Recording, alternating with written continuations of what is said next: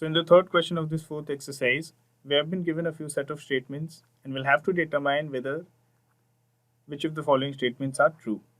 So the first of these statements is whether a cube can cast a shadow in the shape of a rectangle, and the second one is whether a cube can cast a shadow in the shape of a hexagon.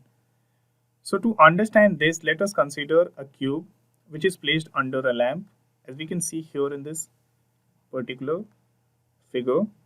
Now since the lamp is present here, so the shadow will be cast in this direction. So let us see what happens when we cast the shadow of this cube. So as we can see here, when we have considered the shadow of the cube, we see that the shape of the shadow represents the shadow of a rectangle and not a hexagon.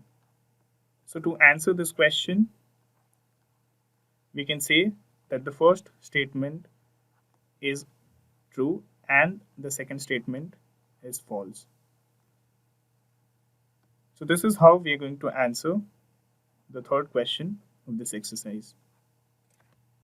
To know more about how QMath can help you become a master of math, explore QMath Leap, a live online classroom program taught by highly experienced and committed teachers.